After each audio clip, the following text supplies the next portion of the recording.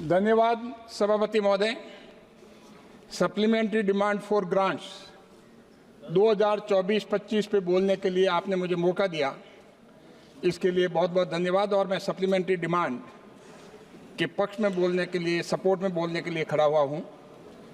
हमें अभी अगर देखा जाए जो इकोनॉमिक ट्रांसफॉर्मेशन पिछले 10 सालों में, किस तरह की 10 साल के पहले हमारी इकोनॉमी थी और 10 साल के दौरान इकोनॉमी का जो परिप्रेक्ष्य है, हम पहले 10 साल के पहले हमारी इकोनॉमी जो है एक वुंडेड इकोनॉमी मानी जाती थी, और आज मोदी जी के नेतृत्व में भारत जो है इकोनॉमी के मामले में एक ग्लोबल पावर हुआ है। एक हमारे पहले यह था कि हम फ्रेजाइल 5 जो सबसे कमजोर है विश्व में, 10 साल के पहले हमारी गिनती सबसे कमजोर 5 में मानी जाती थी। आज हमारी गिनती, हम विश्व में 5वीं लार्जेस्ट इकोनॉमी है, और आने वाले टाइम में अमेरिका और चीन के बाद में भारत का नाम होगा। ये मोदी जी के नेतृत्व में पिछले 10 सालों में काम हुआ है। अगर हम यूपीए के टाइम देखें, हमारे मित्र कांग्रेस के अभी ये बात कर रहे थे बड़ी बड़ी कि ये होना चाहिए, वो होना चाहिए। चलो, आपको मोदी जी पे विश्वास है, इसीलिए आप कहते हैं ये होना चाहिए। लेकिन मैं ये बता दूं, आपने 10 सालों के पहले 2014 तक आपका जो जीडीपी ग्रोथ है वो मात्र आपका 4.7% था, और आपका इन्फ्लेशन जो आप हमेशा बात करते हैं महंगाई की, वो आपका डबल डिजिट था। 10.92% आपका जो है वो महंगाई थी, और आपका फिस्कल डिफिसिट जो कि इतना कभी नहीं रहता है, उसमें यूपीए के टाइम में 5.8% था, और कैट जो ब्लीडिंग जो कर रही थी कैट, तो उसमें 4.8%, और करीब 6,80,000 करोड़ के प्रोजेक्ट थे वो रुके हुए थे। तो ये हाल इकोनॉमी का 10 साल के पहले था। और जहाँ तक, क्योंकि आप पूरे के पूरे देश की अर्थव्यवस्था का ध्यान नहीं रखे, आप भ्रष्टाचार में डूबे रहे। चाहे 2G स्कैम हो, उसमें 1,76,000 करोड़ का घोटाला था, और चाहे कोल स्कैम हो, उसमें 1,86,000 करोड़ का घोटाला था, चाहे कॉमनवेल्थ गेम से लगा के आदर्श चेन का करप्शन हो, हर तरह के जो हैं उसमें करप्शन में डूबे थे। इसलिए अर्थव्यवस्था का आपने ध्यान नहीं रखा। और अगर हम देखें तो पूरा जो है transform growth story into scam story. सभापति महोदय, ट्रांसफॉर्मेशन ऑफ गवर्नेंस की हम बात करें, इकोनॉमिक रिनेसेंस की बात करें, तो जीडीपी ग्रोथ जो है वो 8.2% होकर के one of the fastest growing economy है भारत की। और हमारा इन्फ्लेशन जो है उनका 11 पॉइंट के पास था, ये इन्फ्लेशन जो है वो 5.4% पे रोक रखा है। और फॉरेक्स रिजर्व, पहली बार ऐसा हो रहा है, कितना forex reserve all time high, जो कि करीब 658.2 बिलियन डॉलर का फॉरेक्स रिजर्व है। और अगर हम देखें, ये कोई नंबर नहीं है, not just number, but these numbers are for nation building. और फाइनेंशियल इंक्लूजन की बात करें, पहले जो है बैंक, भले बैंक के नेशनलाइज हो गया, लेकिन गरीबों के लिए नहीं थे। अब आज की तारीख में बैंक गरीबों के लिए भी हैं, और डायरेक्ट बेनिफिट ट्रांसफर से खाते खोल करके उनके सीधे खातों में, करीब 34 करोड़ के खाते हैं, उनके सीधे खातों में पैसा जाता है। ये माना जाता था, राजीव गांधी खुद दुखी थे, मानते थे कि मेरे टाइम में मैं 1 रुपया बेचता हूँ और 15 पैसे पहुँचते हैं। ये उनके खुद का एडमिशन है। लेकिन आज मोदी जी 1 रुपया बेचते हैं तो 1 रुपया भी उनके खातों में पहुँचता है, किसी तरह का लीकेज नहीं होता है। और टैक्स रिटर्न की बात करें, पहले जो है एक टेरर था, आज विलिंगली जो लोग हैं वो टैक्स रिजीम में आना चाहते हैं। पहले 3.8 करोड़ टैक्स फाइल होती थे, अब 6.86 करोड़ हो गए। और जनधन अकाउंट जो करीब 48 करोड़, ये अपने आप में बहुत बड़ी बात है। तो हमारा जो है, हम जो है एक पहले उनका स्लोगन थे, उनके नारे थे, हम नारों से हटकर करके सॉल्यूशन की तरफ विश्वास करते हैं। मोदी जी ने नारों से दूर होके निराकरण कैसे हो, सॉल्यूशन कैसे हो।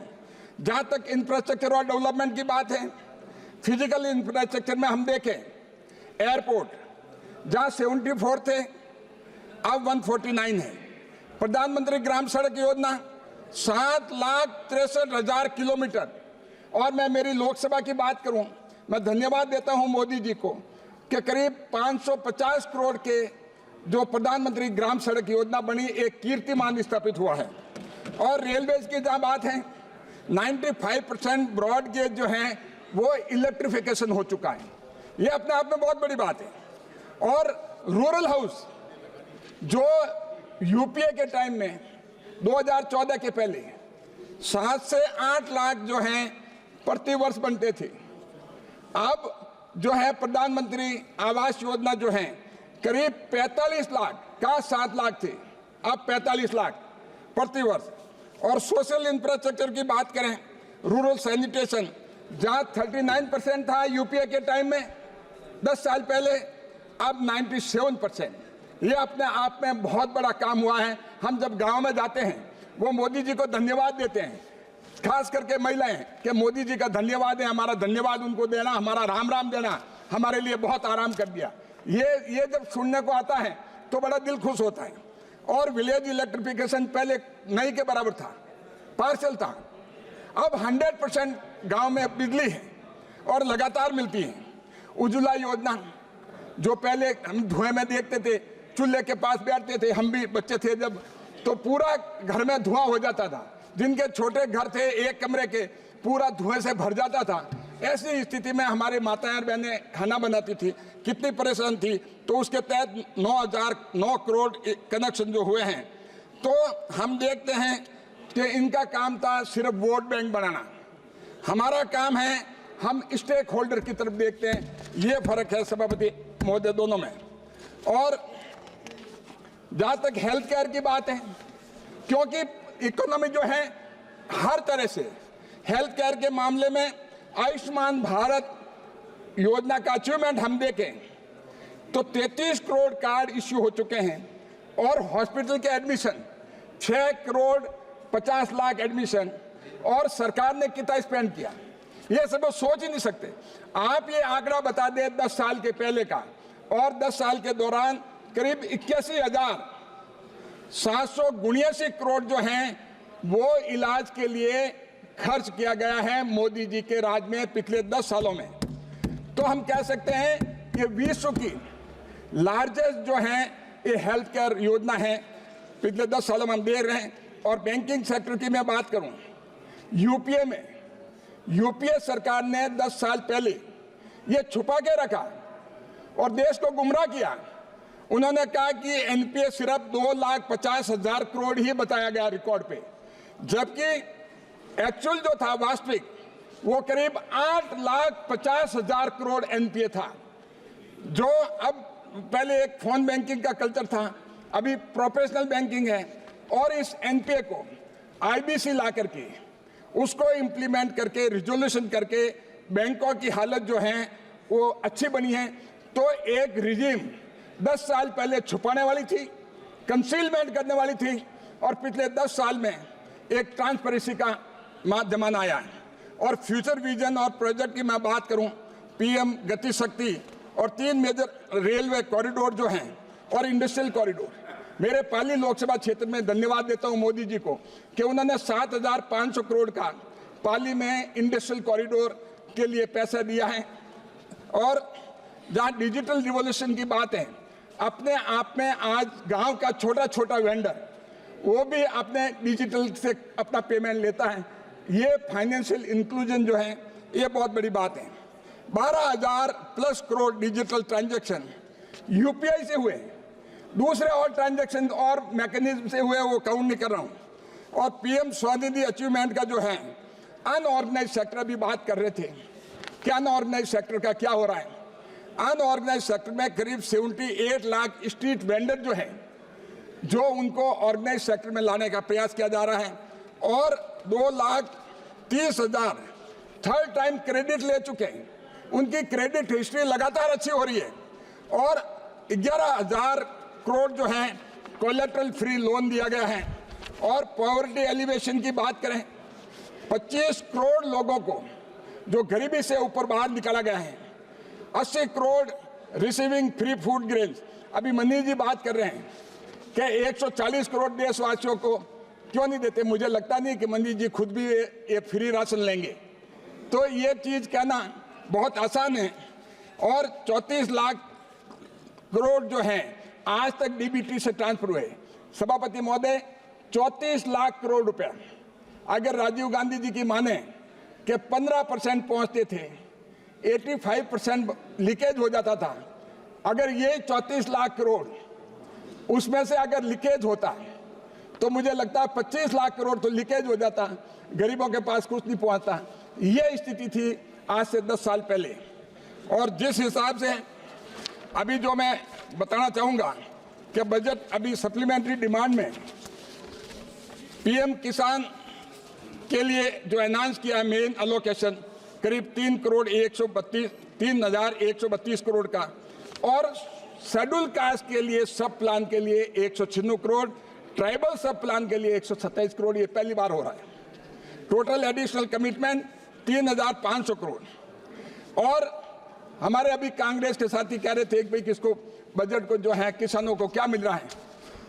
सभापति महोदय, मैं बताना चाहूंगा कि 20,000 करोड़ का बजट हुआ करता था यूपीए के टाइम में किसानों के लिए, और मोदी जी के टाइम में जो अभी 2024-25 का बजट है किसानों के लिए 1,50,000 करोड़।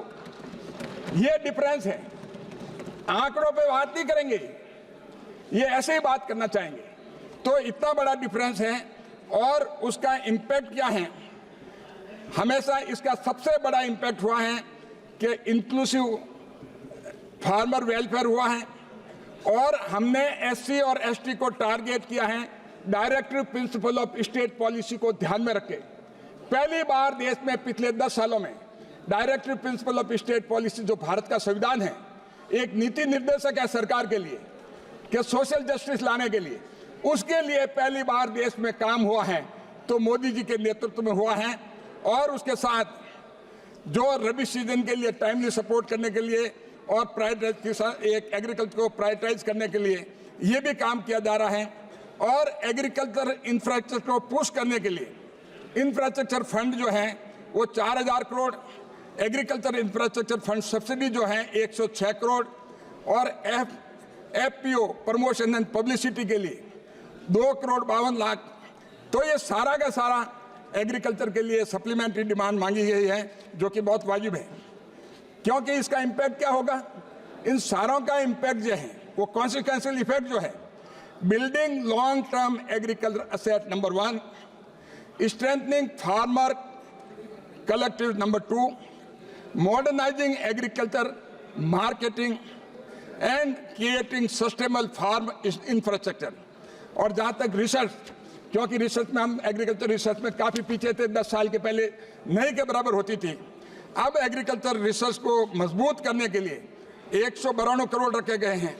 कृषि विज्ञान केंद्र के लिए भी प्रावधान रखा गया है, आईसीआर हेडक्वार्टर के लिए भी रखा गया है, जिससे हमारी रिसर्च मजबूत मिले और फार्मर को फायदा मिले।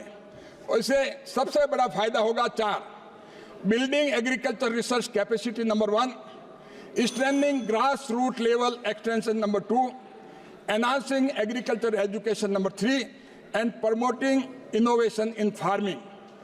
और हम कहते हैं कि जो एक कॉन्ट्रास्ट पॉइंट हम देखते हैं कांग्रेस और बीजेपी का, सरकार के मोदी जी के राज में, कांग्रेस का भी हमारे मित्र कह रहे थे, कांग्रेस के एनसीपी के भी, सुप्रिया जी भी कह रही थी कि किसानों के लोन माफ करने की बात कह रही थी। तो कांग्रेस जो है उनका जो है वो लोन वेवर का है, हमारा जो है किसान को स्ट्रक्चर्ड सपोर्ट देना का है। कांग्रेस हमेशा they focus on middle man, we focus on direct benefit, they neglected infrastructure, we are building future for the country. तो इसका इम्पैक्ट क्या होगा, comprehensive support from seed to market, infrastructure creation, building farmers' future, research integration, knowledge field connection. और अगर हम देखें कि Nehru era की तरह, नेहरू एरा का टाइम अगर देखें, where they neglected agriculture, leading to food crisis. ये फूड क्राइसिस जो हैं वो नेहरू एरा में हुए, बाद में कभी फूड क्राइसिस नहीं हुआ. हमारा फूड आज सरप्लस है. और we are ensuring food security, where they focus on heavy industry at farmers cost. We are prioritising agriculture infrastructure, where they created dependency, we are creating sustainability. बस एक थोड़ा सा रहा. और हम देखें इंफ्रास्ट्रक्चर मेंटेनेंस, रोड इंफ्रास्ट्रक्चर का, road maintenance fund जो है उसके लिए पैसा दिया है, सेंट्रल रोड के लिए दिया है और क्वालिटी एश्योरेंस के लिए दिया है. इसका फर्क क्या पड़ेगा? Number 1, ensure quality maintenance of existing infrastructure, continuous modernisation of road network, investment in research and development, enhancement of the road quality standard और रोड सेफ्टी इनिशिएटिव. ये अपने आप में बहुत बड़ी बात है. ये इतना बड़ा ह्यूमैनिटेरियन ग्राउंड पे स्टेप लिया मोदी गवर्नमेंट के द्वारा कि cashless treatment for accident victim, supervision of national highway works. और ह्यूमैनिटेरियन इम्पैक्ट क्या पड़ेगा? Impact immediate medical care for accident victim, reduction in accident related fatalities, financial protection for victim families, enhance road safety measures. और इसका जो है एक compressive जो है इसको पीएम गति से लिंक किया जा रहा है. और बस एक पॉइंट रहा, और कनेक्ट किया जा प्रधानमंत्री ग्राम सड़क योजना के तहत में. और कॉन्ट्रास्ट पॉइंट है, UPA built road, we built complete transport system ecosystem. UPA focused on construction, we focus on quality and maintenance. UPA they neglected safety, we prioritise human life. And economy का better logistic होगा, reduce transportation cost, social जो है enhance access to health care and education, safety के लिए reduce accident, better energy response, development के लिए industrial corridor and urban rural का. तो finally in 2 line I can say, madam, the approach to road infrastructure is not just about connecting places, it is about connecting possibilities. When we allocate 2,160 crore for maintenance, we are not just maintaining road, we are maintaining arteries of our economic growth. And the provision of 127 crore for cashless treatment of accident victims, so that our infrastructure vision is not just about cement and concrete, it is about care and compassion. बहुत बहुत धन्यवाद. At the outset, I would like to thank you, Madam, for allowing